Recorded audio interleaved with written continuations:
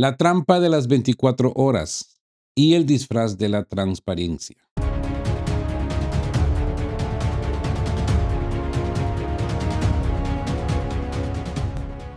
Turna de qué hablan Geo con Rodolfo. Arrancamos con una nueva jugada de distracción firmada por Washington y sus aliados. Imagínense el escenario.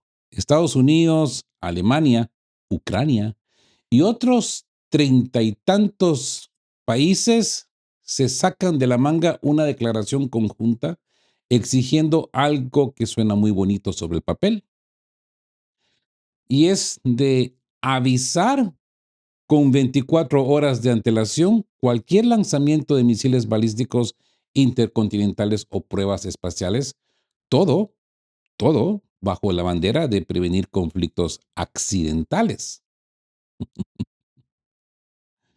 ¿Quién podría oponerse a salvar el mundo, verdad? Pues los que conocen las reglas reales del ajedrez geopolítico. Porque la supuesta norma universal se desmorona en cuanto miras a la lista de firmantes y sobre todo a los grandes ausentes.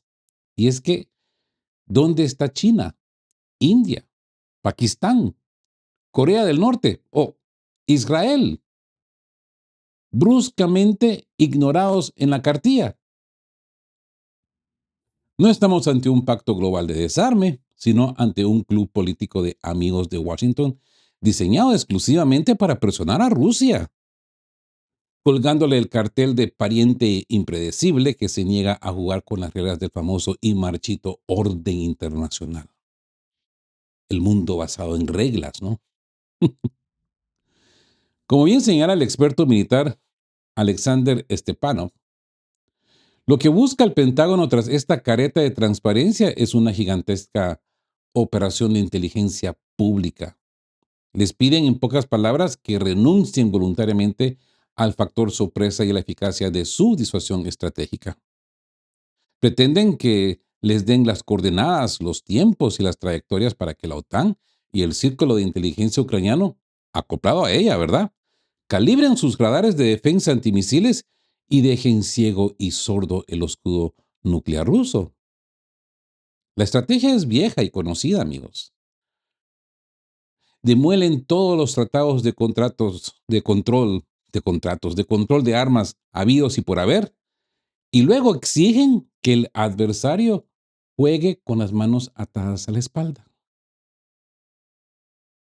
¿Mm? Y el número uno en deshacer esos tratos balísticos o nucleares ha sido el mismo Donald Trump. Pero agárrense, porque lo más surrealista de este club selecto, de creo que son 41 países autoproclamados defensores de la paz mundial, es uno de esos miembros más ilustres. Sí, estamos hablando de Ucrania. Sí, escucharon bien.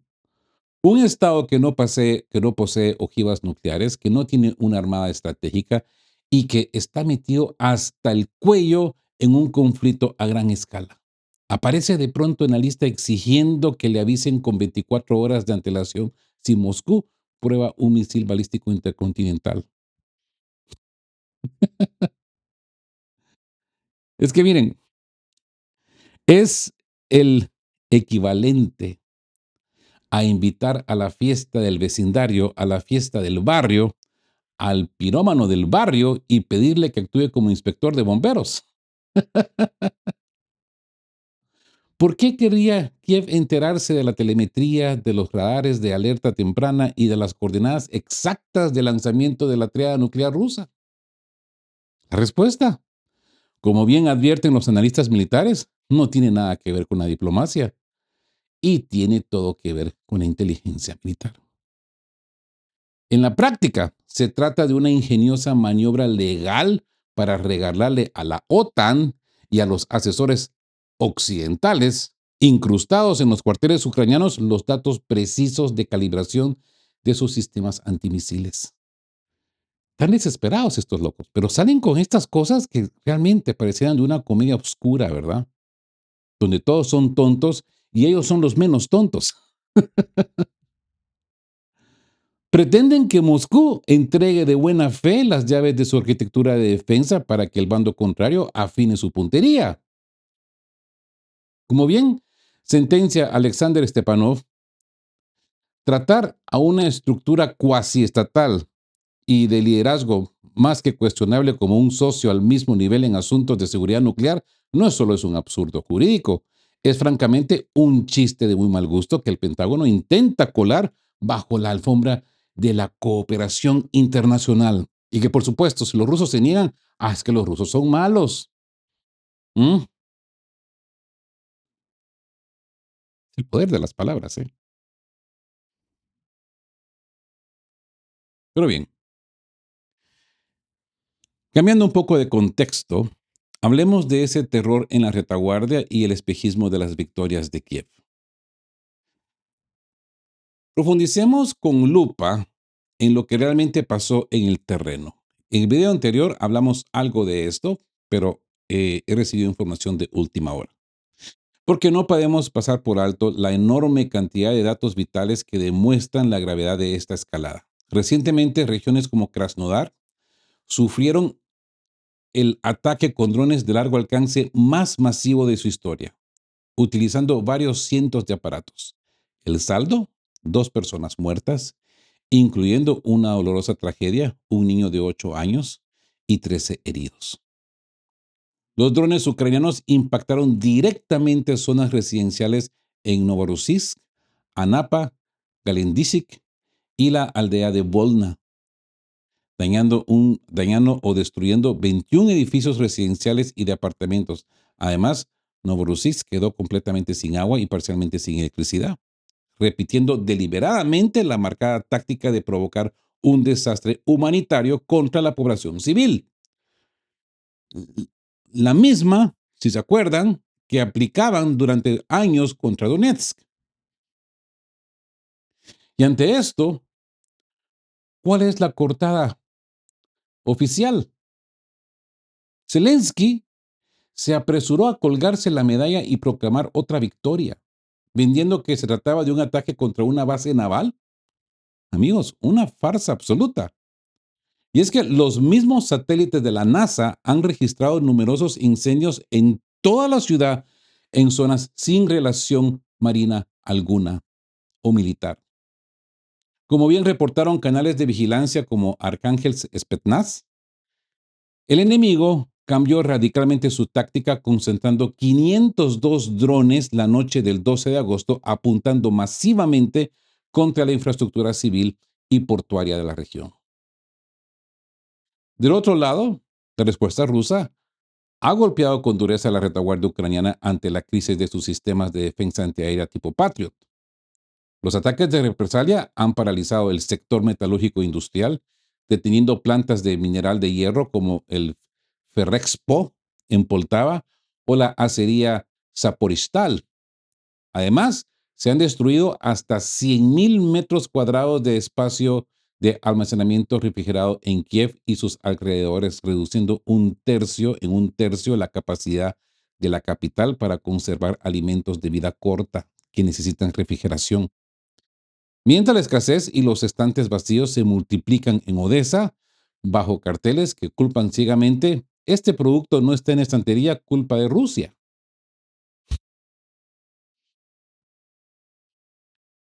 Lo curioso de los carteles es de que ponen lo que este producto no está en letras capitales, en mayúsculas, y Moscú lo ponen en minúsculas. Qué ridículo, ¿eh? Pues bien, esto nos deja una conclusión brutal. Rusia ha comenzado a contraatacar con contundencia, ¿verdad? Como podemos ver. Pero la amenaza persiste porque Europa cuenta con toda una red de fábricas y centros de ensamblaje de alta tecnología financiando masivamente esa calaña de producción de drones. Que ojo, que algunos de ellos incluso cuestan hasta $200,000 la unidad. Así pues, ante este escenario de guerra total, esto nos plantea que solo quedan dos opciones para frenar el terror aéreo en la retaguardia. Y yo diría que o se logra colapsar la economía europea para dejarles sin dinero, que ya están muy cerca de ello, por cierto, o se establece una estricta responsabilidad personal penalizando directamente a ministros y mandos ucranianos por cada civil masacrado. Amigos, el descenso hacia las profundidades de la guerra total, yo diría que apenas comienza, ¿eh? Esto va a escalar. ¿Ustedes qué opinan? ¿Mm? Ahora bien, ya que estamos hablando de producciones de estos elementos bélicos en Europa, ponen atención porque aparentemente esto ya ha llevado la guerra al hogar europeo. ¿Sí? El fuego llega a casa. Se ha registrado una explosión en una fábrica de municiones cerca de Roma, Italia. Pues siguiendo este recorrido, por la tensión global, la realidad nos golpea con un reporte de última hora que demuestra que el fuego ya no está solo en los frentes lejanos, dígase en el este de Europa. Este jueves por la tarde, una potente explosión seguida de un violento incendio sacudió de lleno la planta Keynes, Amo, Italy, antiguamente conocida como Simel Difesa, ubicada en Colleferro, a las afueras de Roma. Se los he venido diciendo, amigos, especialmente los europeos. Si estáis viviendo cerca de una de estas instalaciones militares donde se producen estas cosillas, tomar distancia, moverse de la ciudad, porque un día de estos lugares se van a poner muy calientes. Y aquí ya tenemos la primera muestra. La detonación, que se sintió a kilómetros de distancia, arrasó directamente con el departamento de compactación de pólvora de esta instalación crítica. Estamos hablando de una planta vital para el complejo militar europeo, que se encargaba de producir municiones de calibre medio y grande tanto para la defensa terrestre y naval como propulsores sólidos para el sector aeroespacial. Era una empresa seria. Aunque los equipos de bomberos y carabineros se desplazaron de inmediato al lugar, las condiciones de riesgo extremo retrasaban las labores de extinción por la máxima peligrosidad. Y las autoridades locales informan preliminarmente que no hay víctimas confirmadas, ¿m?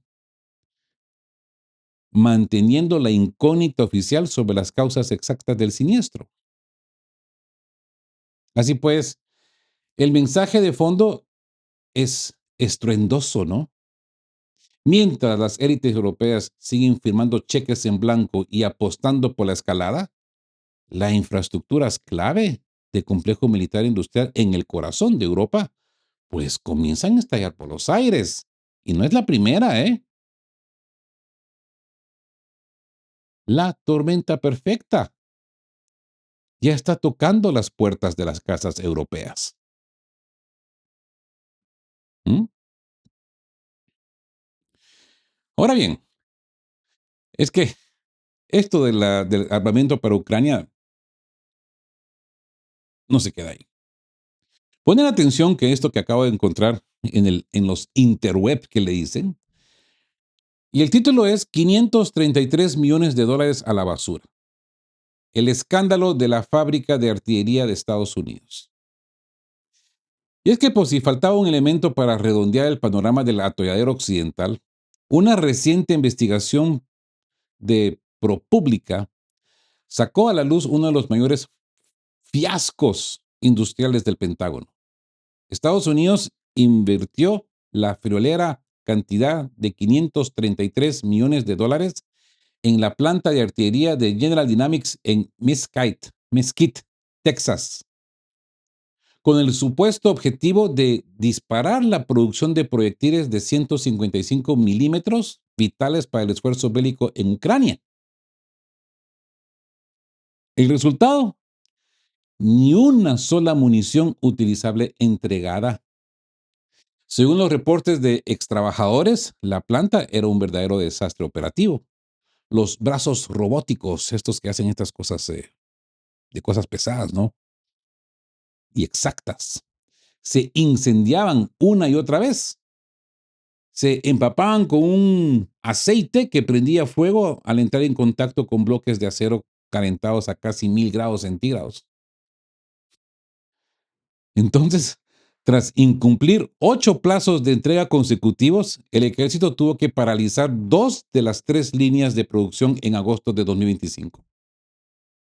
Por cierto, un fracaso certificado por el propio inspector general del Pentágono. Pero esperen, que esto, pongan atención, es que esto es increíble. Lo más escandaloso no es el desastre técnico, sino la impunidad corporativa. Miren, el ejército estadounidense no ha responsabilizado públicamente ni a General Dynamics ni a su subcontratista turco. Al contrario, como premio a la incompetencia, la filial responsable ha recibido posteriormente otros $2.500 millones en nuevos contratos, mientras exigen sacrificios a sus socios y vacían arsenales. La maquinaria del complejo militar industrial opera bajo la ley del cinismo absoluto. Y esto es algo que yo no me explico porque tú como estadounidense, si no reportas uno de tus gastos y se te olvida poner un décimo en los impuestos a pagar, te cae el IRS y quién sabe más otras cosas, incluso puedes hasta enfrentar prisión. Pero estos locos despilfarran $500 millones y encima de eso les premian con $2.500 millones. Como los gringos dicen, $2.5 billion.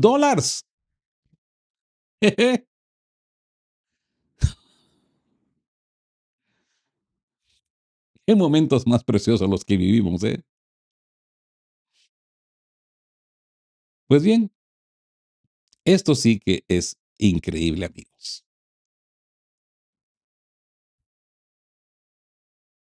Hablemos del Club de la Burla y el silencio en Moscú. A ver, sigamos con esta edición con una de las piezas más inquietantes del tablero. La desvergüenza pública con la que ciertos sectores en Alemania ya ni siquiera disimulan sus intenciones. Si se acuerdan, recientemente publicamos esta información del periodista Michael Martens del diario Frankfurter Allgemeine Zeitung, un medio cuyo corresponsal presume abiertamente en las redes sociales de ser nieto de un alto cargo nazi cercano a Hitler. Este tipejo, porque para mí es un tipejo, le soltó a Zelensky una pregunta que roza el delirio criminal. Díganos a los europeos, ¿qué podemos hacer concretamente para ayudarle a matar a más rusos?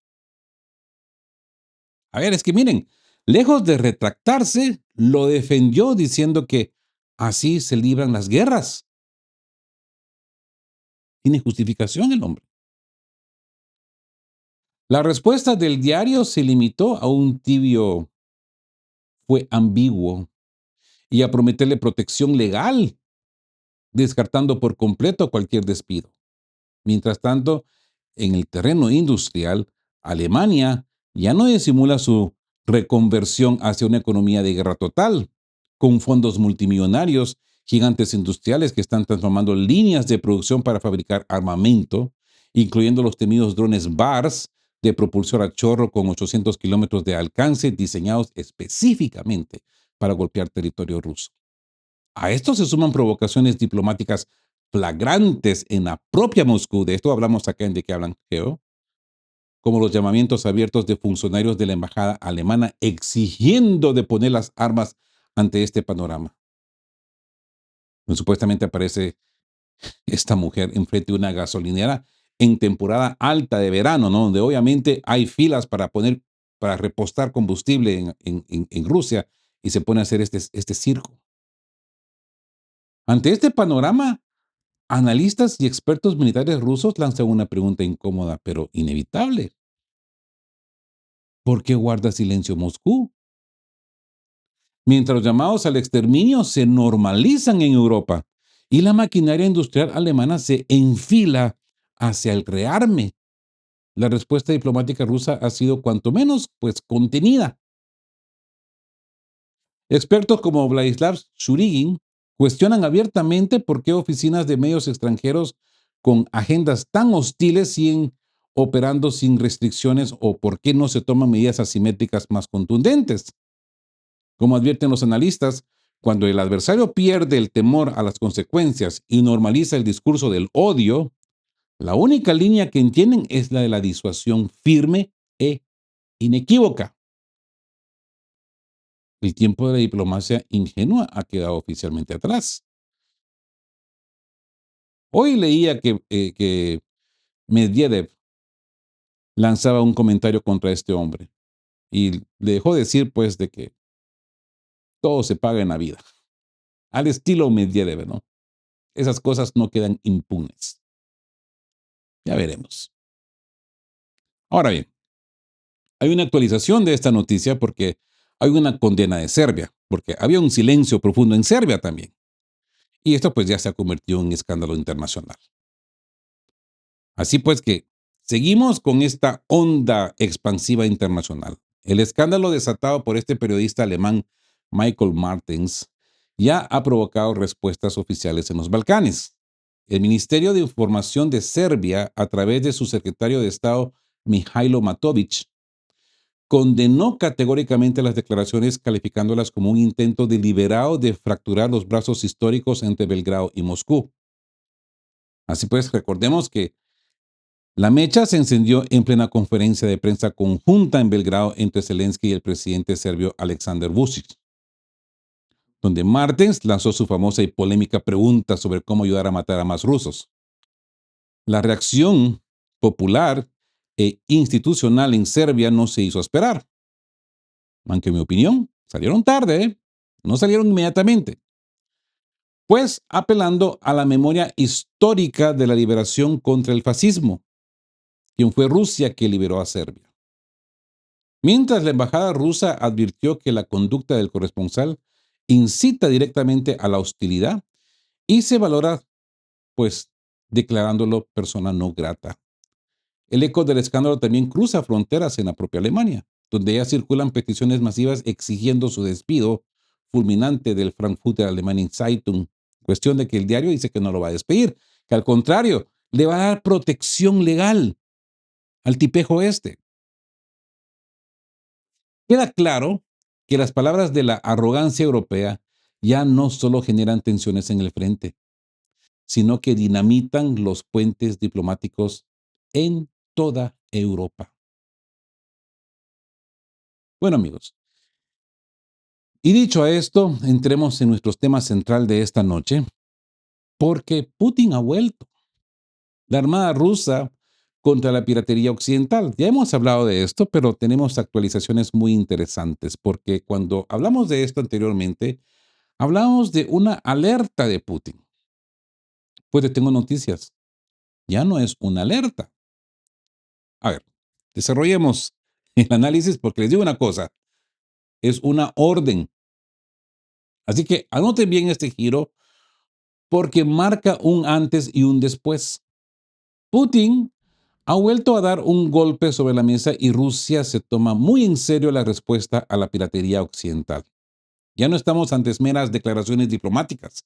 Las órdenes se han dado y la Armada rusa ha dejado claro que no tolerará el saqueo ni el bloque en las rutas comerciales globales con los que Occidente, utilizando a Ucrania como testaferro, porque eso es lo que es, Ucrania es un testaferro, intenta estrangular al país y desacreditarlo ante sus socios. La demostración de fuerza ha sido monumental. Entre la visita de Vladimir Putin a los ejercicios a gran escala de la Flota del Pacífico, reuniendo a unos 60 buques, submarinos, 30 aeronaves y más de 13,000 efectivos, su escala estratégica en Yuzhno-Sajalinsk para blindar las fronteras orientales y su paso por las Islas Kuriles que sacó de quicio a Tokio, porque en Tokio se han molestado. El mensaje principal ha quedado grabado en piedra. Rusia ha aceptado el desafío. Como se evidenció al bordo del imponente crucero lanzamisiles Varyag, buque insignia de la flota del Pacífico, Moscú no va a permitir que el bloque naval sigiloso dictado por Washington y sus aliados pase desapercibido. Товарищ Верховный El tablero de las rutas Главнокомандующий comerciales Российской mundiales Федерации. acaba de cambiar Бронейный las флот reglas, Главного amigos. Тихоокеанского флота к работе готов. Начальник Piratería оперативного управления o guía второго de флота guerra. контр-адмирал Брок. Hablemos de esa Товарищ Владимир. respuesta de Moscú. Товарищ офицер. Si bien Товарищ en su офицер. momento Moscú intentó en un principio actuar con cautela para evitar una mayor escalada, Occidente interpretó esa prudencia como debilidad. ¿Qué les he dicho? Esto es lo que sucede en estos días, incluso con nuestros vecinos, ¿no? Con nuestros amigos. Cuando miran nuestras buenas intenciones, nuestra buena ética y moral, piensan que somos débiles. Pues bien, las palabras del comandante supremo en jefe fueron tajantes al desnudar las acciones de la Unión Europea, violando flagrantemente el derecho marítimo internacional. Las autoridades de varios países no solo restringen el tráfico de buques civiles y pacíficos, sino que han pasado a la descarada confiscación y ventas de bienes rusos robados. Lo que estamos presenciando, en las palabras directas del Kremlin, no es otra cosa que piratería y robo estatal. Y la realidad sobre el terreno es alarmante. La práctica de asaltar embarcaciones mercantes rusas, abordarlas, arrestarlas y entregarlas directamente a Ucrania se ha convertido en una tendencia sistemática. Como bien señala en el lenguaje de los hechos, esto ya no es diplomacia, es un acto de guerra en toda regla. Así pues, ante el fracaso de la vía de la tolerancia, la estrategia rusa ha dado un giro radical. ¿Y se acuerdan que hace poco hablábamos de este artículo que apareció en The Times de Reino Unido, de que la Royal Marine británica están buscando desesperadamente establecer los contactos que se rompieron desde 2022? Los británicos han entrado en pánico, se la están tomando en serio. ¿Y saben qué es lo peor? Gerásimo no levanta el teléfono, no levanta el tubo, porque los británicos no tienen cómo enfrentarse a los rusos. Es más, escuchaba comentarios de un exoficial de la Royal Marine Force británica, donde decía que que, que nos olvidemos que los británicos puedan contener un acto eh, agresivo en el Pacífico, que en su propio territorio, en su propia nadada británica, no se pueden enfrentar a los rusos. No tienen la capacidad de enfrentarse a los rusos en su perímetro. Por eso es que los británicos están nerviosos y quieren restablecer contactos para evitar accidentes. ¿Ok? Ya no se trata de esperar pasivamente, sino de pasar a la acción defensiva activa, armar a los barcos civiles, desplegar equipos móviles de fuego y colocar guardias entrenados con armamento pesado a bordo para que los asaltantes sepan que el precio de cada ataque será letal y sumamente alto. Amigos, esto ya no es un warning, ya no es una alarma, ya no es una alerta. Estas son órdenes dadas. Y la protección de las rutas comerciales ya es una prioridad innegociable de la Armada rusa. Es más, les tengo más noticias. Esto no es nuevo. ¿Se acuerdan los discursos bien amplios de Vladimir Putin en San Petersburgo, en el foro de San Petersburgo? Él dejó en claro todos estos asuntos. ¿Mm? Principalmente cuando se sentó frente a los oficiales nuevos y habló de la disuasión nuclear y habló de la protección de las fronteras rusas y de las cosas rusas, pues, como se pueden dar cuenta, creo que es un almirante el que le ha dado un reporte donde habla que ya desde abril vienen analizando la situación con los navíos que pasan por ahí.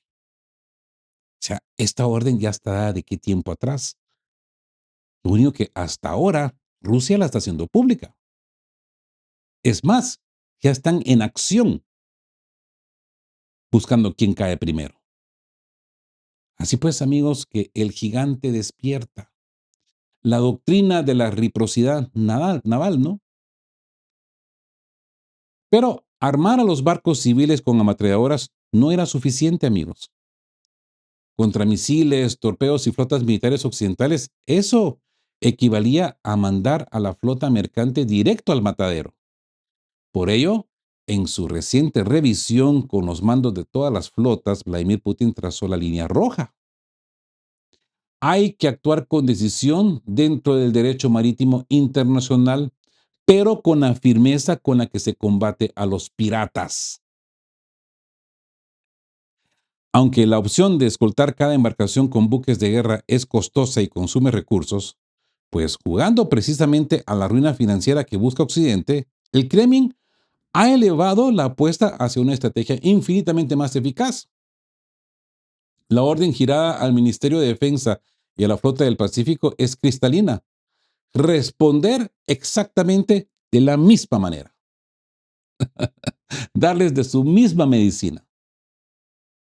Si los británicos, franceses o suecos se atreven a confiscar barcos pacíficos y robar sus mercancías para entregárselas a Ucrania, Rusia aplicará la doctrina del espejo a escala global, no necesariamente en el Báltico o el Mar del Norte, sino donde a Moscú le convenga y tenga capacidad operativa, como en el área de la flota del Pacífico. ¿Mm? Es más, tengo entendido que ya Corea del Norte es parte de esta jugada. No a mayor escala, pero por lo menos de UPA, de hombro. ¿Mm? Así pues, aplicando un método similar al que ya utilizan Irán, pero con una potencia inmensamente superior. Si nos quitan uno, les quitamos otro y luego hablamos. Las cifras operativas de la flota del Pacífico expuestas por el comandante Víctor Lin no dejan lugar a dudas. Entre el 24 de abril y el 6 de agosto de este año, más de 1,000 buques transitaron por las Kuriles del Sur, de las cuales cientos de ellos portaban banderas de estados hostiles, no amigables, díganse británicos, franceses, incluyendo decenas de petroleros y cargueros británicos y franceses. El mensaje del Kremlin al mundo es rotundo: las órdenes ya han sido dadas, y si Occidente no frena su piratería legalizada, la reciprocidad rusa se aplicará sin contemplaciones. Ahora bien, por supuesto que, ¿qué va a pasar? Los rusos capturan una embarcación francesa. Por lo menos ya sabemos que los británicos están nerviosos y quieren restablecer el contacto de comunicaciones. Los franceses, pues, han mantenido silencio. Pero dígase, se captura una embarcación francesa. Macron lo primero que va a hacer es llamar a Trump. Sí, oh, mira, mira lo que me hacen los rusos. Me han quitado mi barquito. Por favor, ayúdame. En el Estado Pacífico, donde está la Marina rusa, la cooperación de Norcorea y la China. Estados Unidos se va a atrever a poner sus narices ahí, a como están ahora. Veremos qué pasa, ¿eh? Como les dije anteriormente, tenemos que observar esto muy de cerca. Y esto pues nos conlleva a la confirmación de Medvedev. Y les digo una cosa: el juicio final de los mares. Por si quedaba alguna duda sobre el alcance de esta directriz, el expresidente y vicepresidente del Consejo de Seguridad ruso, Dmitry Medvedev, salió a ponerle los puntos sobre las IES a Occidente. A través de su canal de Telegram, Medvedev desnudó la gran hipocresía de la llamada flota encubierta, que tanto atemoriza a los propagandistas occidentales, recordando que esas famosas banderas de conveniencia como el Panamá, Liberia, Malta, Chipre, Belice o las Islas Marshall son utilizadas masivamente por los propios países europeos y occidentales para eludir impuestos y regulaciones. Retener o confiscar buques bajo estos pabellones, como pretende Suecia o aliados europeos, no es más que pura arbitrariedad y piratería, violando la Convención sobre el Derecho del Mar de 1982. ¿Mm? La consecuencia lógica de este enfoque simétrico, tal como advirtió Medvedev, es demoledora. Guiada por la más estricta justicia, Rusia tiene todo el derecho de interceptar y atacar cualquier buque mercante enemigo, ya sea en aguas propias o internacionales, si existe sospecha fundada de que transporta cargamentos para el régimen ucraniano. Las Fuerzas Armadas rusas están ampliando drásticamente sus operaciones más allá de la cuenca del Mar Negro, y la flota del Pacífico está lista para ejecutarlo. Como bien, pues decimos en este análisis, la armada de una superpotencia no está para ser un simple adorno en los desfiles, sino una herramienta decisiva en los momentos de inflexión histórica. La historia rusa está repleta de precedentes, desde el bloqueo comercial que el destacamento de cruceros de Vladivostok impuso en 1904, hasta las audaces operaciones de la flota del Mar Negro en la Primera Guerra Mundial, o la brillante jugada en 1863, cuando la flota rusa neutralizó la coalición europea liderada por Gran Bretaña y Francia. ¿Recuerdan? Y una de las razones por la cual existe Estados Unidos. El dado está tirado.